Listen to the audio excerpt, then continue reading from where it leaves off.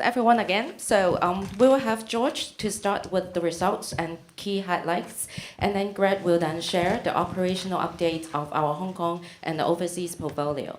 KS will talk about our operational update on mainland China and our capital management strategy. And then John will follow to share some updates on our strategies. Lastly, George will share our views on the outlook of the market and Link in particular. Now, without further ado, let me hand over the floor to George. Thank you, Christy, and thank you everyone for joining us. I'm pleased to have KS, Greg, and John with me here today. During the year, the portfolio fine-tuning continues, even against adverse market conditions. Our achievements in Link REIT portfolio, asset enhancement, capital management, were by no means an easy feat in this market that we're working in.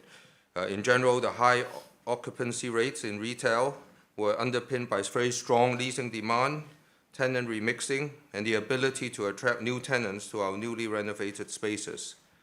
Comparing tenant sales growth indices, the Link portfolio was 101.3 compared to 2018-19, and outperformance against the broader Hong Kong market, which was 85.3 for the same period.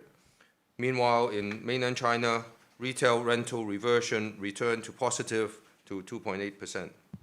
Additionally, the benefits of diversification were apparent, where the uplift in Singapore and Australia was counter-cyclical to Hong Kong and mainland China. Leaving no stone unturned, though, there is always room for improvement. For instance, our steadfast commitment to operational excellence was demonstrated with the upgrade of our car park management system, which is in the progress of being migrated to a cloud-based AI platform to sharpen the car park portfolio performance. Asset enhancement in Hong Kong and mainland China also yield positive results, achieving double-digit ROI. For example, a key project we completed in Link Plaza Tianhe in Guangzhou achieved a ROI of 12%. Under capital management, our strong financial position was an advantage to weather volatile financial conditions over the past year, particularly as interest rates were in an upcycle. Looking ahead, our refinancing requirements over the next 2 years are manageable, with not more than 20% of the total debt maturing in a single year. As we move on to the annual results, I'm pleased to share a snapshot of our financial performance with you.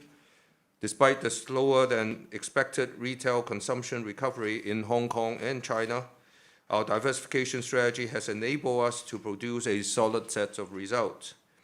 Revenue and NPI grew by 11.0% year-on-year and 9.5% year-on-year respectively, mainly due to the contribution from the Singapore assets acquired last year, as well as a full year effect of the last year's acquisition in Australia and mainland China. Total distribution amount grew 6.4% year-on-year to 6.7 billion Hong Kong dollars, while DPU for the year declined 4.3% year-on-year to 2.63 Hong Kong dollars due to rights issue dilution. Amidst the tight financial conditions, our balance sheet exhibits financial strength, underpinned by a healthy net gearing ratio of 19.5%. Net asset value per unit amounted to $70.02. Taking a closer look at the first and second half performance separately, we were able to at least maintain, if not grow, on most major metrics shown here. Using our Hong Kong portfolio as an example, occupancy levels were sustained at almost fully let levels and maintained at 98% since September 2023, even amidst the concern of consumption slowing down and the leakage to Shenzhen. With the decent operating performance, our revenue experienced robust growth in both the first and second half and registered a year-on-year increase of 11.3% and 10.7% respectively, thanks to the contributions from new acquisitions and support by our tenants. While a slight moderation in net property income was observed from the first half, it maintained a positive trajectory, accumulating in 10.4% and 8.6% year-on-year growth in the first and the second half of the year. Despite slower than expected growth in most of our operating markets, DPU in the second half increased 1.9% as compared to the first half. Now let me pass on to Greg to share more of the operational update. Thank you, George, and good afternoon, everyone. And I'll start with the performance for Hong Kong retail, where our occupancy rate sustained at an all-time high level of 98%, which highlights the resilient demand of our retail portfolio and the important role our assets hold in the daily life of Hong Kong. Rental reversion in this segment has seen a healthy expansion with an increase of 7.9%. In line with these achievements, the average unit rent reached $64.40 per square foot, and notably is the highest level since COVID time. With tenant sales performance, this has shown a moderate increase of 0.4% over the reporting period. And analysing our trade mix, with our largest trade category of F&B, this has remained at the forefront with a steady growth of 4.6%, while supermarkets and foodstuff categories continue to lag and general retail expanded by 1.3%. Altogether, these factors contributed to the continued stability of our occupancy costs across the portfolio at a sustainable level of 12.6%. Now moving on, I'd like to focus on the trend of cross-border consumption. And the growing appeal of Shenzhen to Hong Kong shoppers for entertainment and dining experiences has been evident. This shift has dampened Hong Kong's overall retail sales performance in the latter half of the reporting period. Although this trend has yet to significantly affect our portfolio, the market is expected to see equilibrium in the current months. It's essential then that we continue to respond to these developments. We remain open to recycling of assets and optimising our portfolio as suitable opportunities arise. Despite a modest year-on-year increase for tenant sales, most notably our tenant sales growth when compared to financial year 18-19 levels achieved 101.3, outperforming the broader market, which has only reached 85.3. Now looking at retail leasing, and we achieved really good outcomes over the financial year 23-24 with over 660 new leases successfully signed. In this, we've introduced 270 new brands, and this has played a crucial role in our efforts to maintain the relevance of our portfolio. Coupled with this, we've seen 115 of our existing tenants expand their presence. This demonstrates their confidence in the growth potential within our portfolio as they've seen opportunities to continue to scale their business with us.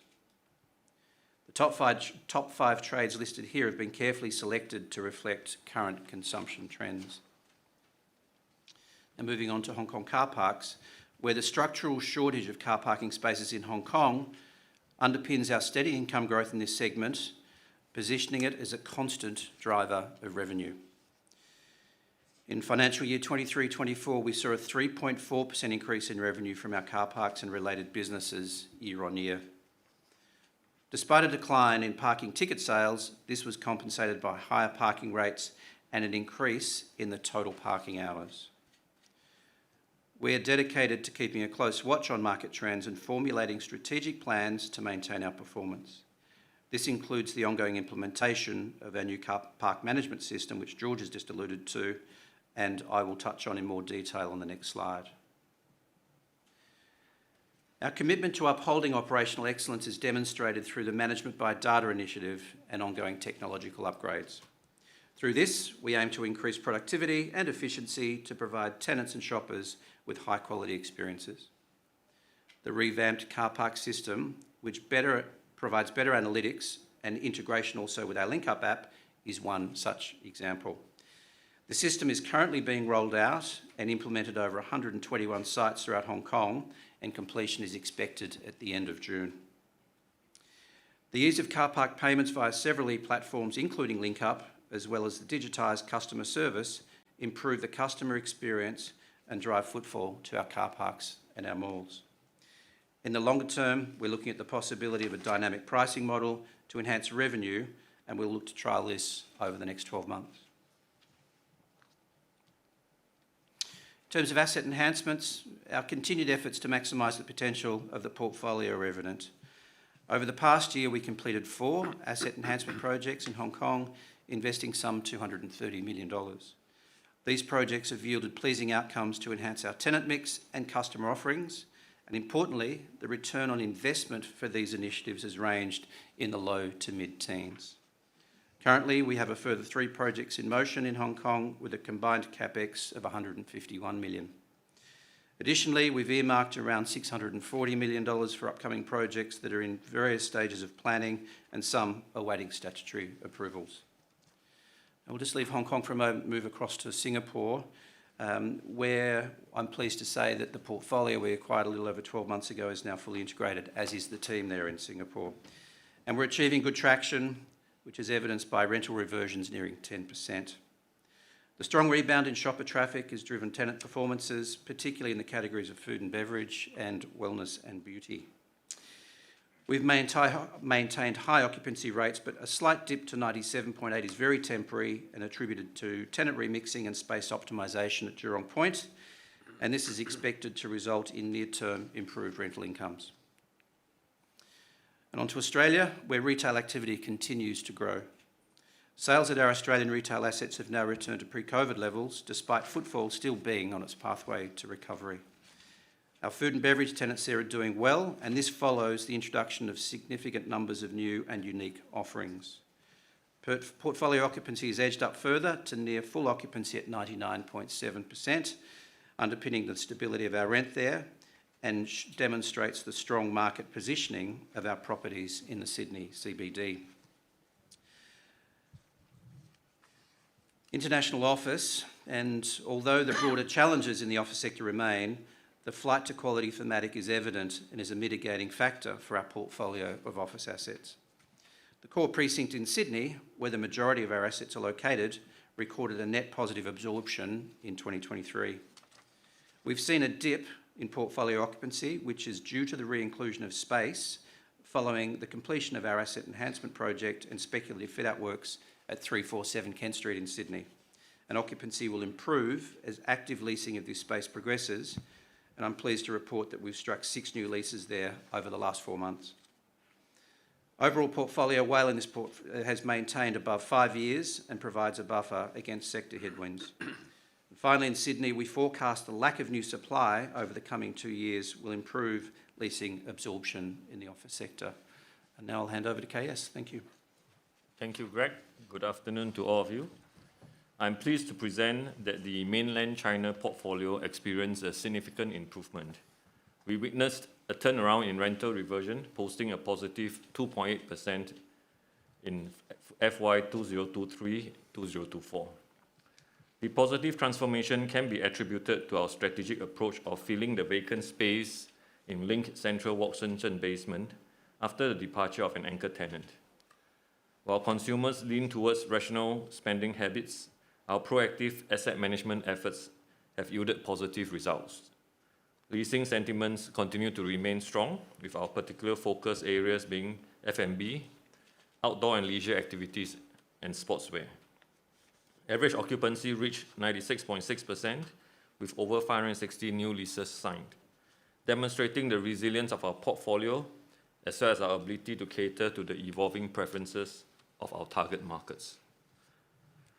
The acquisition of the remaining 50% of the Qibao Wangke Plaza in February has begun contributing to our bottom line.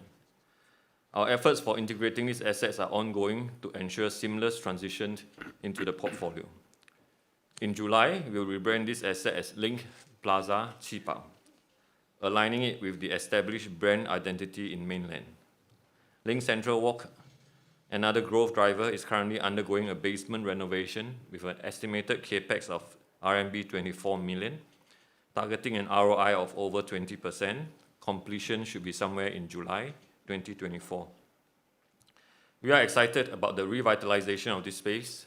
We intend to elevate its allure as a vibrant destination within the mall for Hong Kong tourists coming through on weekends, which will encompass a stylish food corridor, a boutique supermarket, in addition to an array of popular dining and lifestyle options.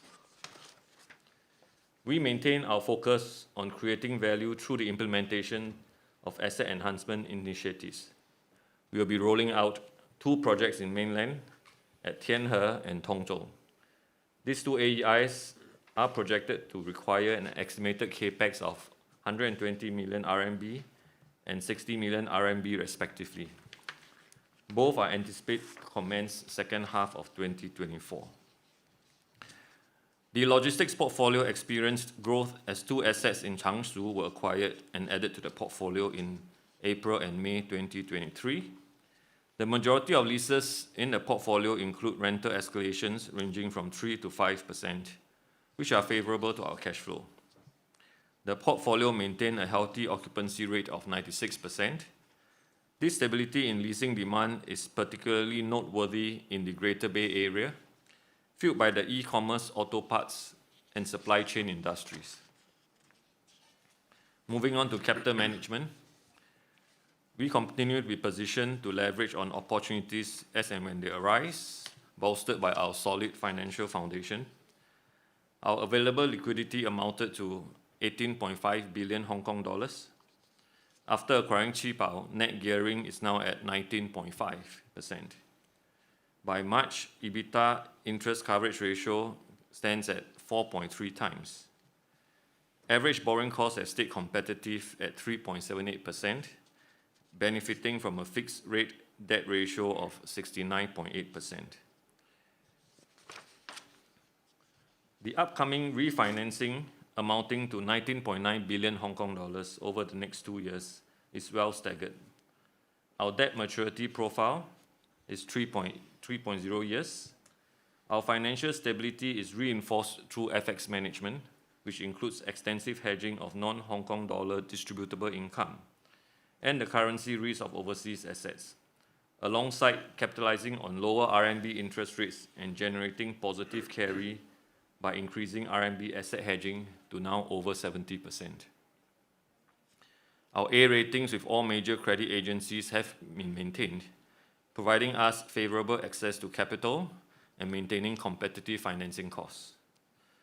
This strong position is evident in our key financial covenants, which remain well below the threshold set by these agencies, underscoring our robust financial health, providing us capacity to capture acquisitions and other opportunities.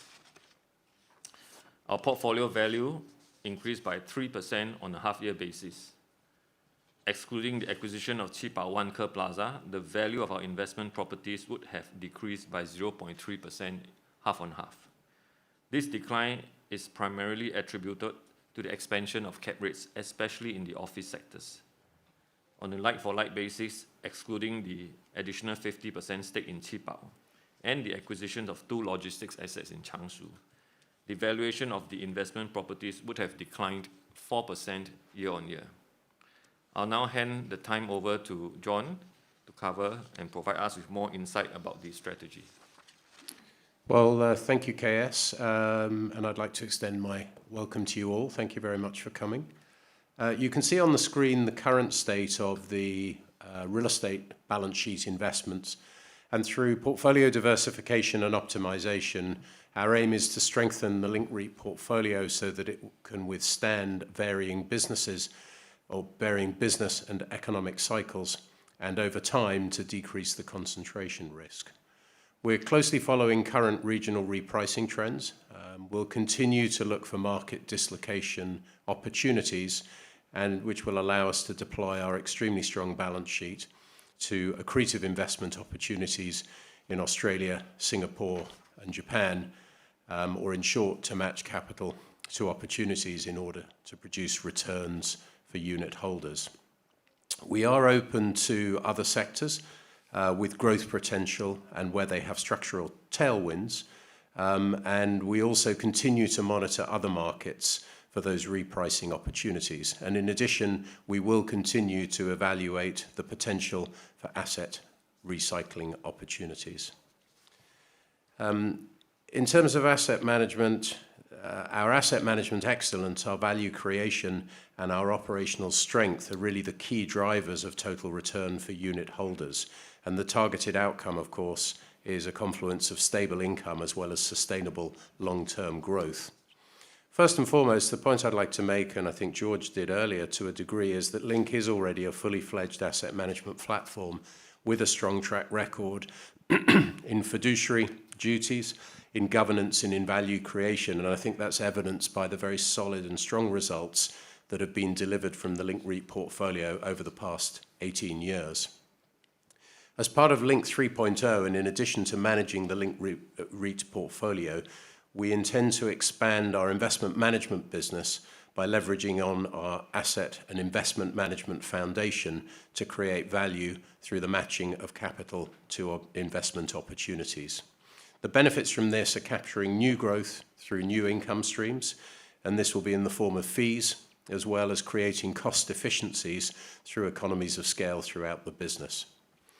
Finally, and most importantly, we're building on our strengths, and this includes our ESG stewardship, our financial robustness, whilst we continue to adhere to our disciplined capital management approach. We're also growing our investment and asset management capabilities, which will be done to complement the current focus, and this will help us progress towards our long-term goal to be an industry stalwart in the investment management business going forward. And with that, let me pass to George, who'll give you an update on the market outlook. George?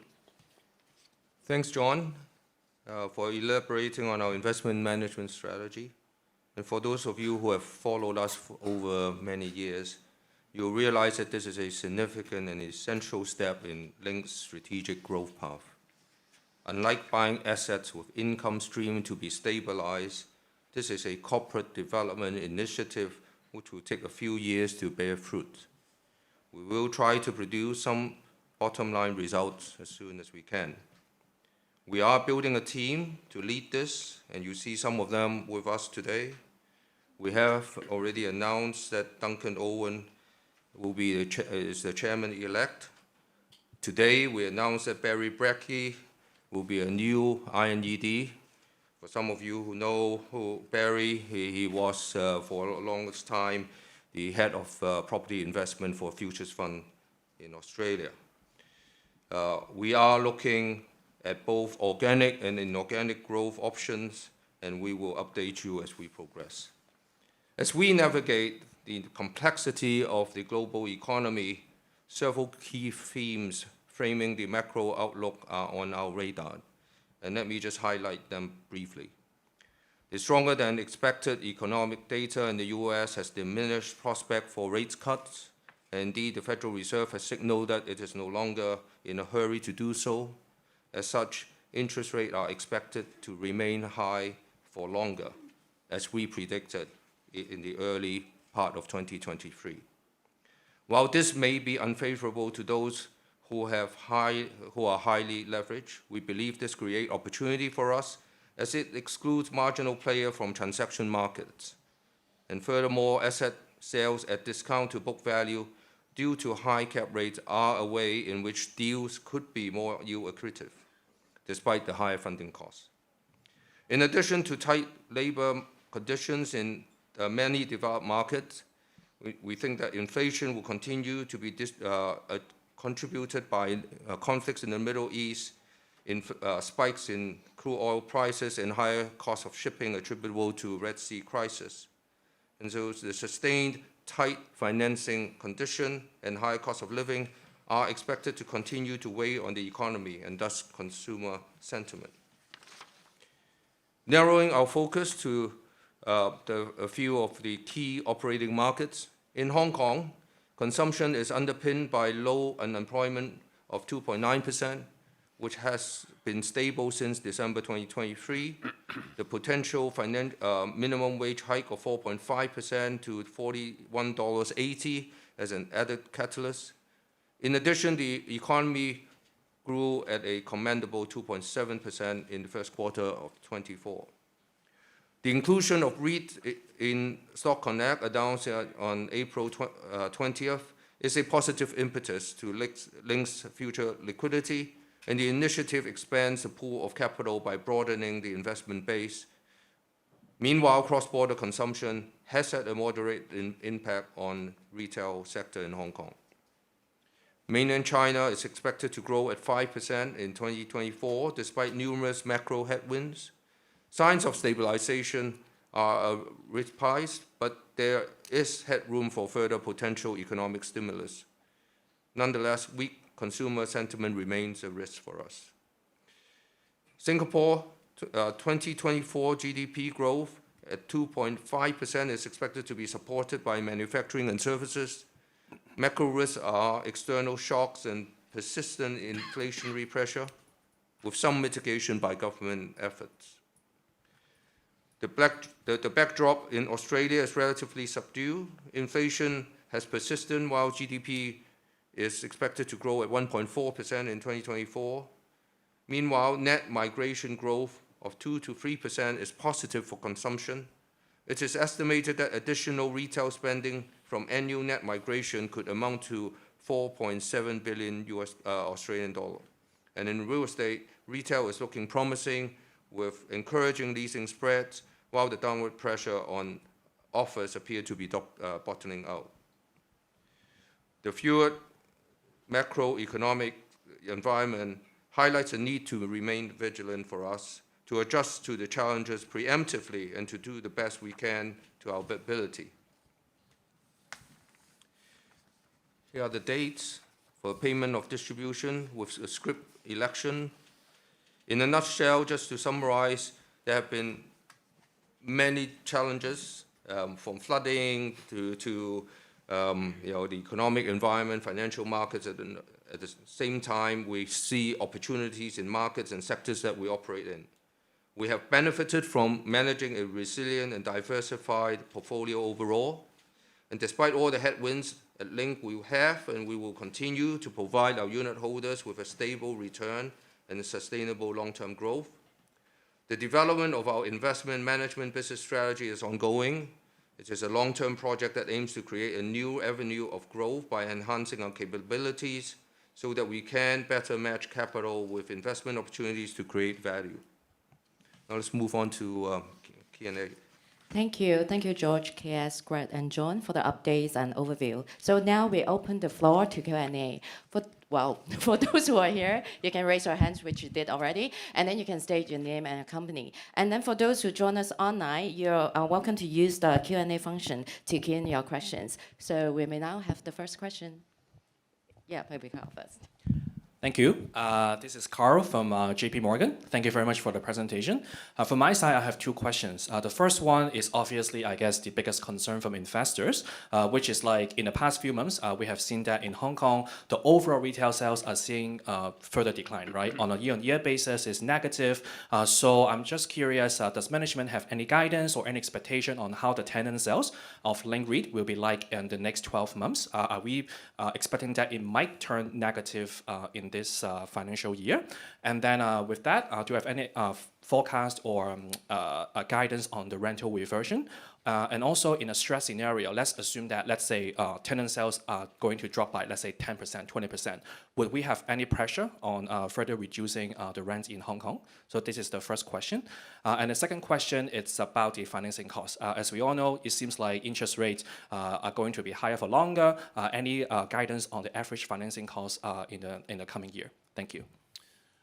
I'll start with Hong Kong. A lot of questions in all of that, Carl. I'll do my best to address most of them. I guess first things first, it's a matter of looking at the purpose of the Link portfolio, and we're here to serve Hong Kongers for their daily needs. So with that, we believe we bring a very strong level of resilience. We've demonstrated that in the results we've just spoken through. No two ways about it, there has been an impact coming through, particularly in the second half of the reporting period. Looking through our numbers, Q3 sales decline was worse than Q4, so we did see some improvement in Q4.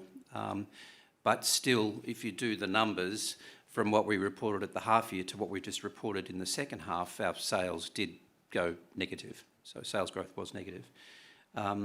We see the moderation of sales performance for Hong Kong to more than likely continue. We believe we're in a position of strength to be able to deal with that, given we've got near full occupancy at 98%. We have very stable and sustainable occupancy costs at 12.6%. Your summation at 10-20% sales decline is something that's not on our agenda, and it's something that we are not observing in the current operations. But still, the way that I would guide you for leasing reversions is that we are anticipating a fairly flattish year, if flattish is a word. We are in tune to the risks and I guess some of the challenges to the market. Some have posed that it's an issue for the northern new territories. We see it as a broader issue for Hong Kong. And we're not just looking at what we're doing in the northern new territories, we're looking at what we're doing across our broader portfolio.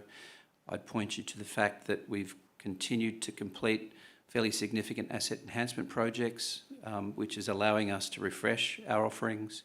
And at the same time, over 40% of the new 660 odd new leases that we wrote last year were tenants new to our portfolio, coupled with, I think it was around 120 of our existing tenants that grew their footprint with us. So demand and supply is a big part of rental growth and occupancy in any portfolio, whether it be office or retail for that matter. And we think the dynamics of our portfolio are pretty sound, and we will stick to our knitting of servicing Hong Kongers for their daily needs.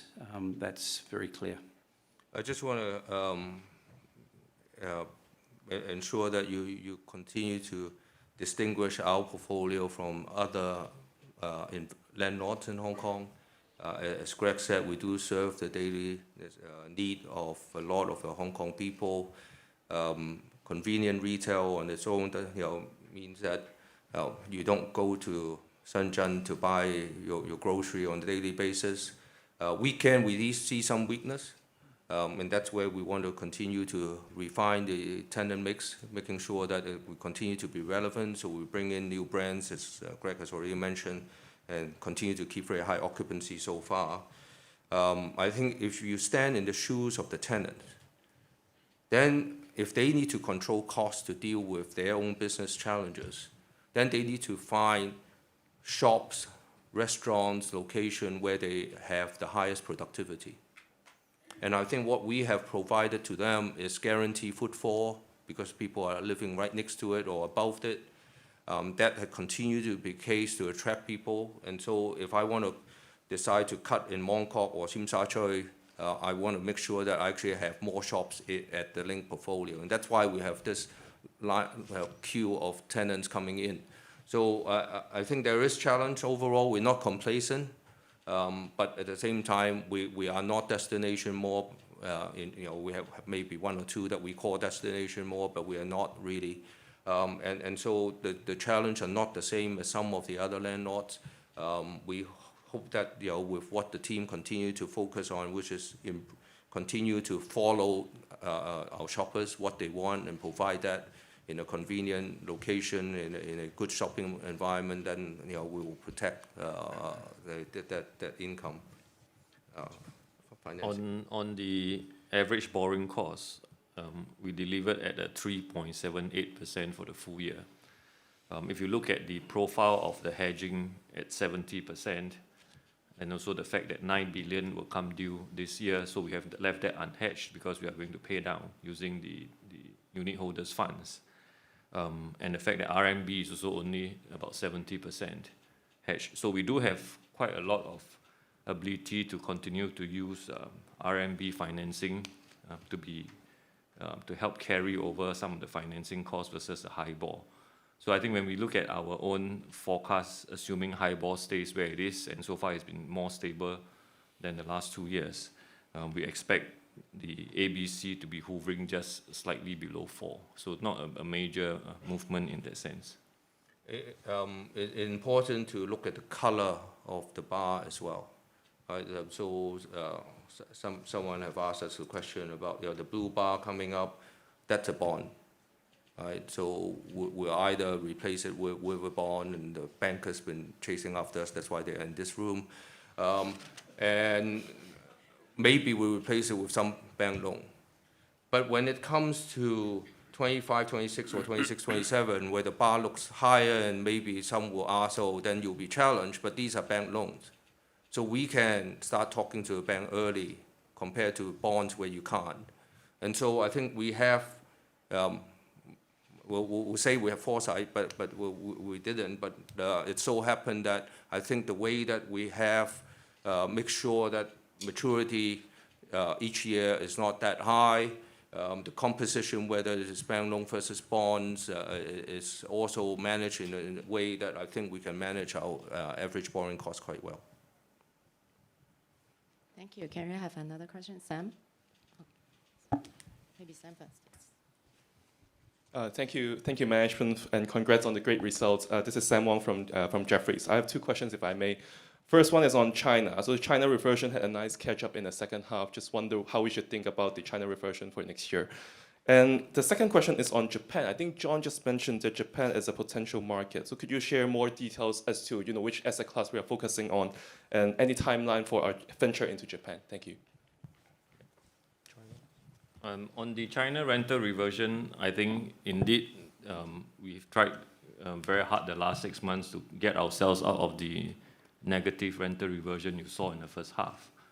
I think the way I would look at it is that it remains a challenging market simply because the spending is not strong per footfall. But we do have more footfall than pre-COVID. And if you look at the quality of spend, clearly the discretionary part is starting to taper off. A lot more focus on F&B, leisure, entertainment, which in a way can't pay as much rent or high OC. But I think where the team has comfort is Central Walk basement is now being rebuilt into a grab-and-go, smaller shop, higher sales per square foot, versus a restaurant that maybe does 1.5, 2 turns per meal. We think that we would be able to do a low single-digit, flattish rental reversion, not willing to see the negative anymore. The other dimension is clearly, with all the changes in the market, the way to look at it is, with the more footfall, how do we generate higher marketing income? It's not always about the rate lines, the leasing. There's a lot of money in marketing when you have catchment, you have defined demographics. So there are a lot of things that we are doing, and my view is that look at the MPI as well as the rental reversion, because a lot of things may not just come through 2.8% going where the business is. So we are getting more and more creative in how to run the China business, given that you have to really sweat the lemons, versus the last 20 years where people were queuing to beg space from Gary, from George, right? Can we come into the mall? Nowadays, we have to go there and we have to be very creative. But I think the target is that we are not willing to see the negative rental reversion. So a low single digit is where I would target in the next 6 months. Without putting a lot of pressure on John, let me just give you a few highlights.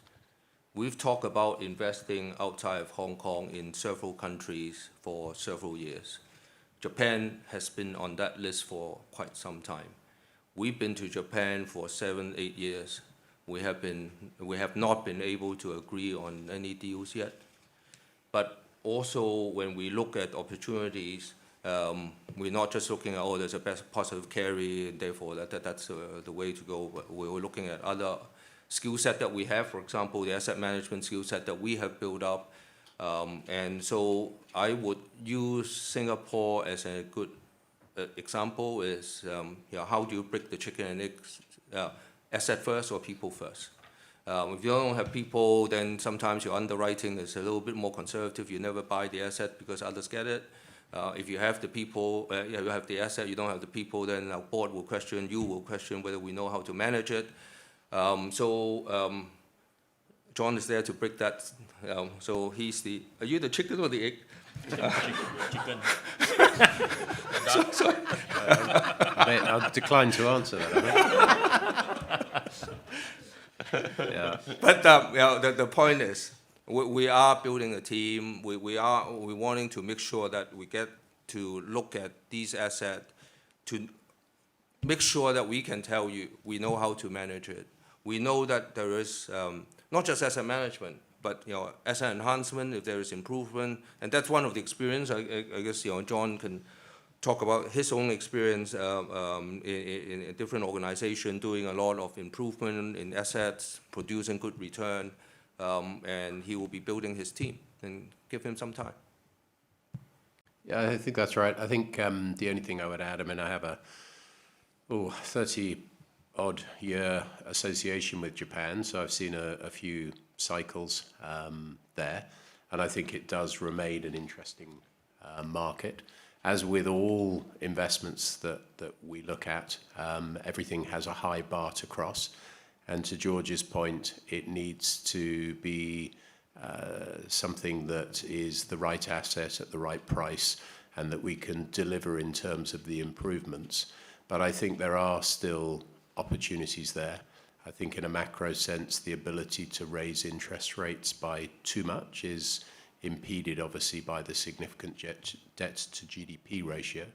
So again, at the macro level, perhaps that means more declines in currency, together with a significant yield gap over the funding cost. But to George's point, that's fine, that's the macro, but we buy buildings one by one. So every asset has to stand on its own feet. And if you've looked at our style over the last sort of 18 years, which I've only recently sort of become a part of, the ability to do asset enhancements in order to manufacture returns is as important or more important than simply taking a directional trade. So yes, we're looking. It's part of this business of matching capital to opportunities, which is as valid for the balance sheet as it is for third-party capital, but everything will have a high bar to cross, if that answers your question. Okay, next one maybe women first, and then we'll have Mark afterward. Good afternoon. This is Raymond from HSBC. Thank you, management, for the time for my questions. So I have two questions. The first question is about asset recycling initiatives that the manager mentioned. So like with the current scenario, which is high for longer, and actually we have been discussing for the Link 3.0 strategy for a while. Can management share with us the update? Like, will we see some more positive developments on it in the next 12 months' time? Can you share with us more color? This first questions. And the second question actually is also the first question that investor has been asking a lot, which is the cross-border consumption trend. So can management share with us like in terms of the performance for shopping malls in the Central Walk in Shenzhen, which has been delivering very strong performance recently? And how should we look at if actually can management quantify or share some more data points in terms of impact for the trade mix, like for your Shenzhen malls or the malls near the borders? Thank you. I'll talk about asset recycling and 3.0. I'm sure there will be follow-up questions. We have been looking at different opportunities to recycle assets. We've talked to a number of parties. Obviously, while John mentioned that we have a high bar in looking at investment, potential buyers also have a high bar for their investment. And we need to look at whether it is worth recycling just for its own sake. So if we manage to sell something, let's say that even if it is valued at 4% and then we manage to sell it at 4.5%, but we're buying something at 6%, that's okay. If we're selling something at 4% and the growth is, let's say, 5% a year, but we're buying something that will grow at 8% a year, that's okay too. So I think it is important that we look at it on a portfolio basis and how we reconstruct it, rather than just looking at a pure asset and say, oh, whether we sell it at valuation or above valuation. So we're looking at a number of opportunities, and as usual, once we get to a stage that we should announce it, you'll be the first one to hear about it. Link 3.0, I think it is a challenge for you to model it. As I said in my earlier remarks, we are building a business, we're building the team. It will take a little while. There will be a J-curve, but that J-curve with a number of people compared to our very large portfolio with NPI coming in is actually not that significant. But the point is, it is very difficult to model it. We've been looking at different scenarios and whether John will launch his first fund very soon, or we'll do an inorganic acquisition of a platform, all these possibilities. So I appreciate that it's hard to add a line in your spreadsheet to model this, and the timing is uncertain because we're dealing with quite a lot of different possibilities. But we strongly believe that within the next 12 months, we will be able to see some action, pressure on John. We do see it because I think we are getting to a stage where there is already a clearer signal that while it is high for longer, but it's not high. It's high for longer, but not much higher. It may not come down yet. So that is a stabilization in the financial market where LPs are starting to think about, oh, I don't want to be late in deploying. I want to be early. I have capacity to live through a little bit more downturn, even if that happens. But we're reaching the bottom. So from our conversation with potential investors, there is such opportunity both for fundraising and also looking at acquiring assets. So, unfortunately, it's difficult to time, hard to quantify, and the thematic will be. I think that what will be clearer is we have struggled over the last many years to do value-add and opportunistic investments. Doing a development which is obviously opportunistic, we have to forecast a leasing income 5 years from now, 7 years from now, and we are used to asset enhancement where we know, especially for our own asset, 60% of the tenants will come back and then model it out, and the risk is a lot lower. So the core plus will stay within the balance sheet. Where the balance sheet is uncomfortable has been value add and opportunistic investment, where maybe some of our other investor, different capital, will be more comfortable with.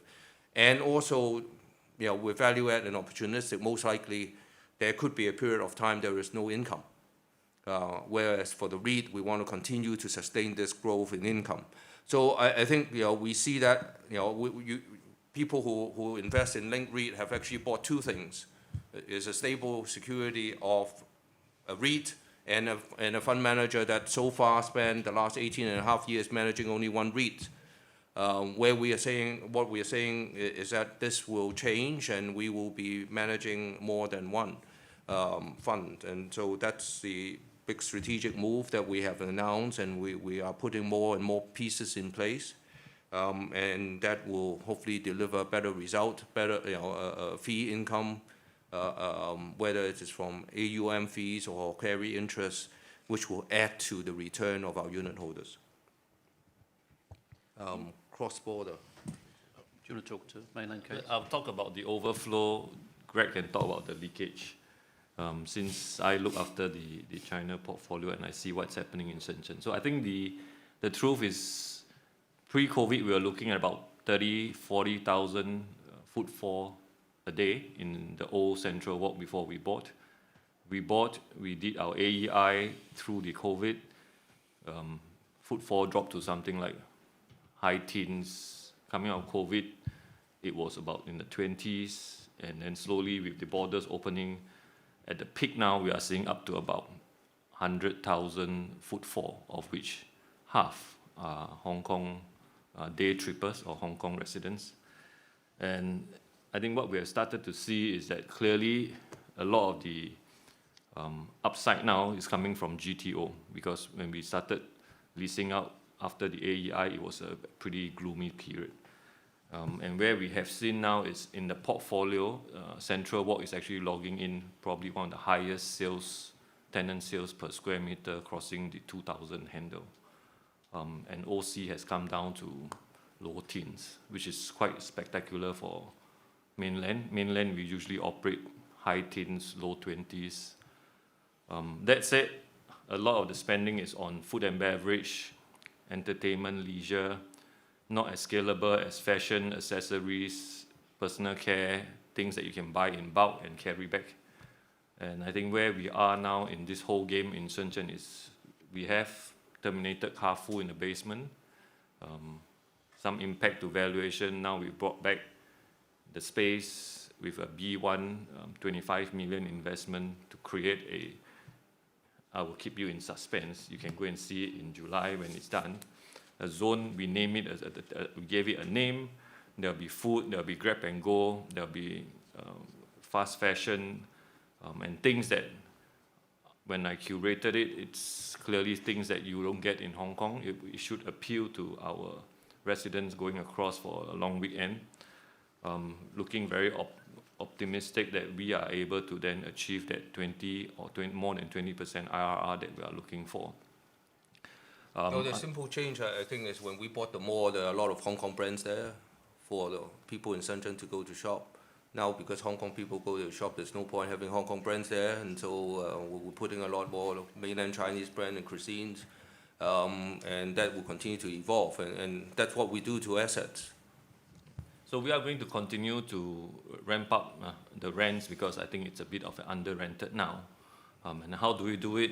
These are all trade protocols or trade secrets that we work on. But clearly, the good news is Central Walk, along with Qibao, got into the top 50 malls in China, and that is a very quick turnaround for Central Walk. So that said, I'll leave Greg to explain how we are coping with the perceived leakage that everybody's so worried about, but life goes on. Just touch on Qibao, since it was mentioned. When we were negotiating with the seller, we didn't know that they were in such trouble, so we could have, if we knew, we would squeeze a little bit more. But the main point is, this is a very big shopping center. We gain not just the financial return, but a lot of tenant relationship that we didn't have in the past. And that is helping us to then do leasing for the other properties that we have. So it's actually quite significant to us, not just on financial terms alone. Raymond, I think I touched on it with Carl's question, but just some of the other patterns, because what we're trying to find here is what the patterns really are and how we can respond meaningfully rather than just boxing at shadows, so to speak. But certainly the weekend in Hong Kong is a lot tougher than it used to be, and that's where a lot of the impact has been observed. But I guess most importantly for our portfolio, it operates quite unilaterally across a given week, so we're not overly reliant on weekends, but certainly we're seeing an impact on weekends. In terms of our product categories, F&B has been probably the best performing category, but subsectors of F&B have been the hardest hit. So Chinese restaurants, for example, have been doing it really tough. So one of the options available to us is to reposition some of those boxes into smaller food and beverage businesses. Other categories within F&B, fast food has been incredibly strong.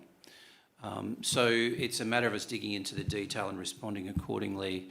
You won't see us change our purpose. I spoke at length about our purpose in servicing Hong Kongers for their daily needs. Food-related trades make up close to 70% of our business in Hong Kong. That won't change, but probably the composition will. We will continue to embark on asset enhancement projects. We're seeing good returns on those, but also good participation from retailers and the ability to bring in new trade mix. Whilst KS is sort of not participating with Hong Kong retailers in mainland China, we're bringing mainland retailers to Hong Kong. So Gary, who's in the front row there, who heads our leasing business, and his team have done a number of deals recently with mainland businesses who have been expanding into Hong Kong, predominantly in the food and beverage space. But look, the challenges are not lost on us. We are an active manager. We'll continue to actively manage our book. We've got a very strong team, a very focused team. And I think in a relative sense, we're really well positioned. Okay, so we have 5 more minutes, so hopefully we can take 2 or 3 more questions. Maybe Mark first, and then we can have Cindy afterward.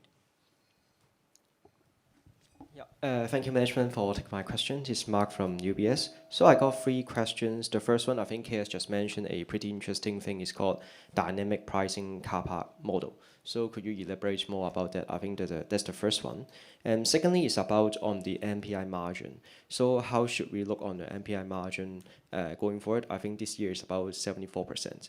And lastly is about on a buyback. I think management in the announcement mentioned we will do some buyback going forward.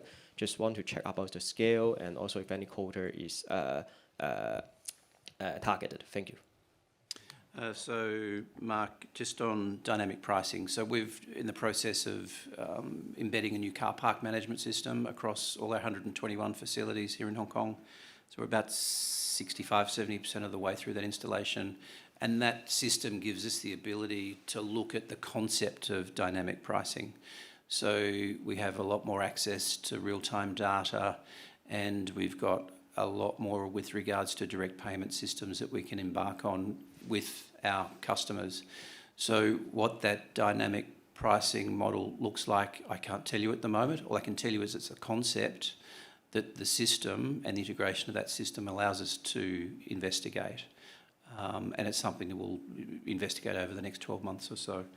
With regards to the NPI margin, so we're a little over 75%. It was down from last year, so we saw expense growth of about 9% here in Hong Kong, largely driven to the minimum wage increase, but also some one-offs with regards to the September black rain that we had, and we obviously had some impacts there. And we've embarked on extra marketing activities to try and circumvent some of the pressure from the north. I'm hopeful that we won't see any further erosion on the NPI margin. And as we've invested in technology and systems in our car park business, in what we've just spoken about, we're looking at numerous projects across our platform that can help replace really repetitive, onerous tasks across what is a very large business for us and try and automate whatever we can. So a real focus on managing those cost pressures, and there will be things that hopefully we can address in the foreseeable future and bring back to this sort of a forum. Have a look at the slides, and you know, if you need a little bit of a hint what it might look like in the past, you go to a car park, there's a printed price for how many hours, what time. Now it's a LED. LED means you can change every minute. So similar to the LED screen, we don't have a structure on buyback that we want to announce today. Anytime it could happen, it can change any minute. If the stock price looks highly dislocated, undervalued, we are not in blackout, clearly I think we do have the capacity to support the buyback, which we have done. In the last round, we spent about $1 billion, bought back about 24 million shares at about $38, $39. And lo and behold, the market continues to have a rising interest rate environment. The unit price came down slightly. So I think at every point is a different way of looking at the relative and comparative value of our shares. But that said, we are not going to sit around doing nothing if it goes into an area or range that we think is unreasonable. We do have the support from the board to do a buyback. Okay, so we will take the last questions. Cindy. Thanks for the opportunity. This is Cindy from Citi. So I have three quick questions. One thing is on rental reversion. So I remember correctly, like pre-COVID, we used to have occupancy cost of say 13.5 or above that level, versus current 12.6%, I guess. Do we still see room for us to slightly move up to the ladder also? So this is the first question. Second is on interest income, actually. So apart from an increase in cash balance, is there anything specific we have done for cash management to feel a better interest income, just so related? And the third thing is M&A. So apart from what you have mentioned, so generally, would you say this year as a better or worse year for M&A comparing with, say, past 1 to 2 years? And any additional color you could share on that? Thanks. So just on the reversion piece and specifically occupancy cost, there is room for movement there. But given the cost pressures more broadly in the market, you know, we just spoke to, in answering Mark's question, about 9% expense growth. That's something that our retailers are experiencing as well. So it's a challenging market with inflation and cost growth. Our op costs at 12.6% across the portfolio give us room for manoeuvring, but you know, ultimately we'll look at what are the right long-term decisions for us to take with our retailers. Portfolio occupancy is an incredibly important measure for us. And if in a period of some dislocation we need to sacrifice a little bit of reversion for occupancy, we'll make whatever is the right decision at that point in time. Yeah. I think on the interest income, it's largely the full year effect of the rights issue proceeds. We have 18, we took some, then we paid down about half, we just squatting another half, collecting 4-ish%. So I think that it's that 551 that you see. Nothing fanciful. We are not allowed to be too sexy with the cash we hold to buy different types of products, other than to buy back our own shares, which we did some. So this amount most likely then will be redeployed again as refinancing needs appear. Thanks. Yeah, I think if we're talking M&A as it relates to Link 3.0, I would say yes. As the interest rates remain higher for longer, it sort of squeezes more businesses and more platforms.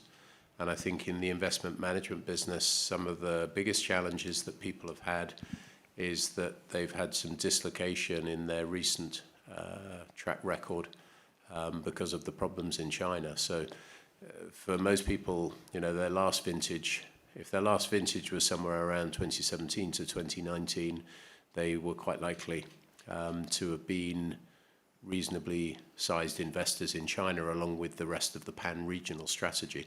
And so the difficulties in China may well have dented most of their investment performance across the rest of the portfolio. So I think that leaves the market, for some people, a little challenging in terms of new capital raising. And I think overall, the capital raising market is relatively slow because of things we know, like the denominator effect and the fact that you can get 5% in US dollars in cash. But for the right teams with the right track record, it's still doable. So the simple answer is yes, I think there are more opportunities, and I think there will continue to be more opportunities for so long as we stay, for want of a better description, higher for longer. Yeah, we are going out with no bad track record because we have no track record. So I think that helps. I just want to touch on 2 points as a sort of concluding remark. One is one thing that we presented to the board on a regular basis that we don't really, you don't see it in numbers, and we present it in slides from time to time. The team really have spent the last 2-3 years spending a lot of effort in upgrading a lot of systems, process, people, etc. And that is so important for us to set a foundation for our next stage. And so every piece of software from ERP to lease management, CRM system to HR, all been upgraded. And by the end of this year, it will all be done. And that also allows us a very quick integration and alignment when we do acquisitions of platforms, of people, of assets. The second point that I want to talk about very briefly is that we have been subject to a certain amount of misunderstanding over the last financial year. We have a number of meetings with different investors and some analysts, and the focus is really on the general on the topic of executive compensation. We are changing the disclosure in this year's annual report to provide more detail. The misunderstanding is that unit holders obviously have suffered as unit price has come down. The disclosure does not show how executives have actually have pay cut by a drop in the value of long-term incentive plan and also in the vesting amount. So the disclosure has always been on the grant value and the grant amount. If you work hard enough and flip through 4 different sections in the annual report, you should be able to find out that the valuation of what executives receive have dropped probably about 20 to 30% at least in the past few years, but it's not evident easily. So what we're doing is trying to put it all together in 2 pages so that you can see it without flipping through different sections. So we want to reduce that misunderstanding. We're also showing, which you can, again, flipping through different sections, the holdings of at least KS and myself as executive directors, And so you can work out just how much we have suffered with unit price drop as well, in line with our unit holders. I think these misunderstandings have caused a lot of issues with some investors, I think inappropriate in many ways, but they have all been disclosed in different parts. I think it's just hard to read. So we're taking our disclosure to a standard, not quite the Australian disclosure level yet, but getting a lot closer. We don't have vote for pay in Asia, but we believe that from a disclosure point of view, since we talk to all the leading investors around the world, they expect to see us as a world-class investor. We will behave like that, and we increase the disclosure as a result. So we're not going to get there in one place, in one step, because we're doing a compensation review as well as we move into Link 3.0, but do want to be transparent about what we're doing, and hope some of you in the room who have talked to us in the past year do pick up the annual report this year and see the improvement we've done. And we are going to continue that in that path, and I'm trying to show you more that the incentive, both up and down, is totally aligned with our unit holders. And so if our unit holder can appreciate that, your report should report that. I think some of the misunderstanding that had happened in the last 12 months hopefully will go away sooner. Thank you. Thank you. Thank you, management, for the sharing, and George for the closing remark, and everyone for joining us today. So this comes to the end of the announcement briefing, and have a good evening. Thank you.